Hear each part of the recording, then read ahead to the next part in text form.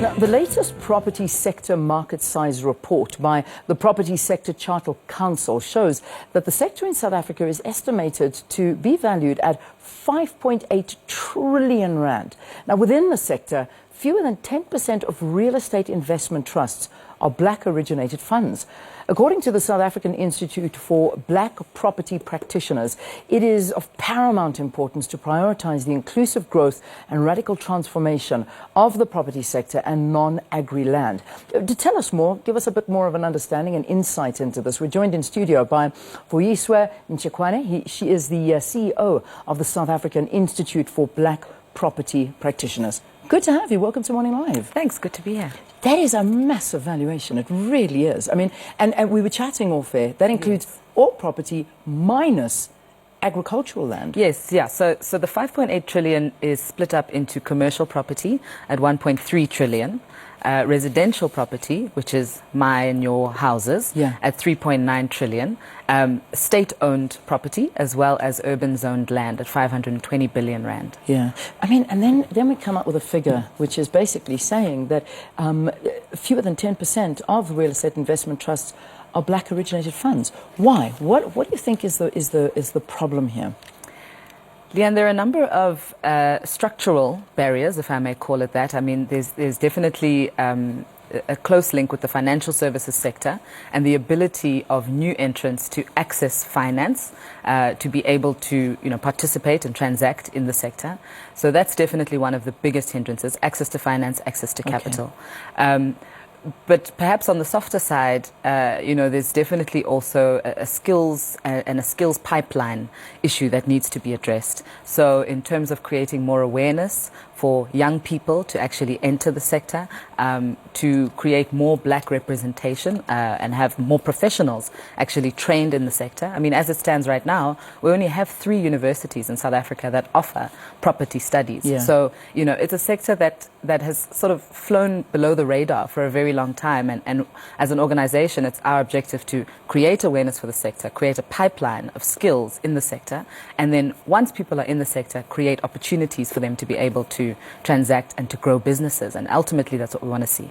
If we look at the difficulties of actually getting loans, getting bonds on houses, I mean, the more people I speak to, the more difficult they are finding it, is that they just cannot get finance. And I know that that's what you attributed one of the biggest problems to, is the access to funds. Yeah. And when you're young, you do get into debt. It's because you're growing your balance sheet, you're trying to do these things, and yet it seems that everywhere you turn, they're not allowing you to do that anymore. No, absolutely. Is this hindering the growth of people in South Africa to be able to own their own homes, own their own properties? Absolutely. I mean, you've hit the nail on the head. The property sector is one that every single one of us interacts with on some level, whether as an owner or as a tenant or, in a building that you live in. And it is a very powerful socio-economic lever that has the ability to provide people access into the financial markets, and to allow people to build assets and therefore build wealth, So first-time home ownership is an absolute priority. And unfortunately, the way that the financial services sector is currently structured is that it does not, it's almost prohibitive for first-time owners. Very I mean, much just so. in terms of recent numbers that came out, the average price of a house is 800,000 rand.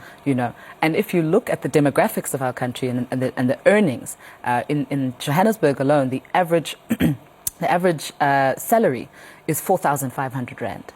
So you start to see a pattern where the numbers just don't add up. They don't match. I mean, how do you possibly qualify to get a bond on a house of 800,000? And at which point are you able, as a young black person who perhaps has, incurred some student debt, perhaps is supporting family, at which point are you able to accumulate enough savings to be able to get that 10% deposit that is required of you as a first-time homeowner? So definitely much more participation is required from the financial services sector, and closer, working closer with the property sector to say, how do we enable the process of first-time ownership? How do we ensure that at some point in this country, every individual has equal opportunity and access to own a house, to own a title deed, and therefore be able to have an economic vehicle that they can trade with? It's almost a vicious circle because the rich are getting richer. It's like, okay, well,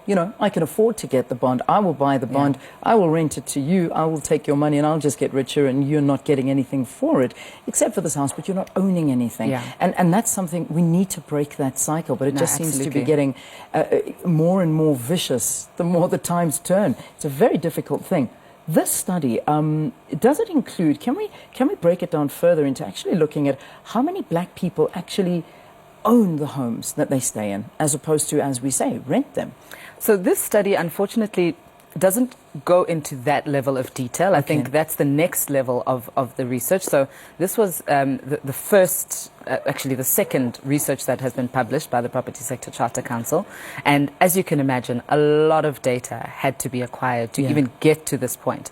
What we do know, though, is that of the, within the residential sector, only 3% of estate agencies are black-owned estate agencies. Okay. So, and when it comes to estate agents, we're only looking at about 13% of estate agents. 13, yeah. And just to put it also into some numbers, we're talking about average commissions of around 4 billion rand last year alone, 2016. This is as per research that came from the Estate Agency Affairs Board. So, there's 4 billion rand that's effectively not making it into the black economy for whatever reasons. And it's really important that we start looking at those structural challenges and saying, why is it that we are not attracting more black people into the sector as practitioners, as estate agents, as commercial developers, as landlords? What are the structural issues that are hindering this process? And they're great. They're great opportunities in that sector to go into. Perhaps it's education. Perhaps it's just a matter of exactly what you're doing right now. You're highlighting the point and saying, have you ever considered going into this industry and moving into that? Look, or is there actually a motivated agenda to try and keep black people out of the industry? What do you think? I think it's difficult to prove or state factually that there's a motivated agenda, and I'd hate to say there is. Yeah. But I do think that there is an almost lackluster approach towards actually addressing the challenges around transformation. Yeah. Particularly when we speak about the Property Sector Charter, these are targets that have been set by the industry. So you ask yourself, why is it that the industry sets targets and then fails to achieve the targets, and then we're now reporting on ownership that is tracking below target, management control that's tracking below target, employment equity that's tracking below target. These are targets that have been set by the industry. And why is the industry, after setting those targets, not adhering to those targets or not meeting those targets? And that's really what we need to try and understand. Yeah. Are we perhaps not really getting to the crux of the issues? And in our attempts to transform, are we getting more new entrants into the industry? And I think that's where the real challenge lies. All right. Very interesting. I'm going to continue this conversation, if you don't mind. We're going to take a very quick break. There's also the issue of South African land mass and how much land there is, how much is owned by black people, how many owned by white people. And this is a part of the study which we're going to have a look at as well, which I think you're going to find exceptionally interesting. If you can write to us, please do. We're willing and we're open and able to take those tweets of yours at Morning Live SABC. That's how you can get hold of us. Please join in the conversation. We'll continue with this after the break. Stay tuned.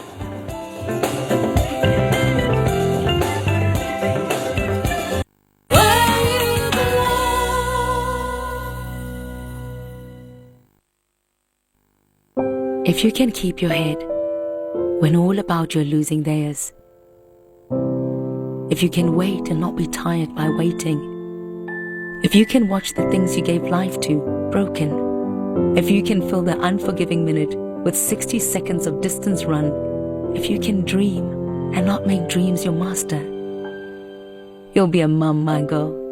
There are no perfect mums, just real ones. New Baby Dove.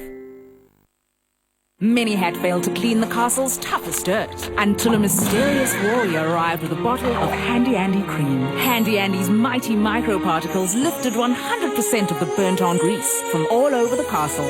The warrior was then crowned Queen of the Kingdom. Handy Andy cream removes 100% of dirt twice as fast.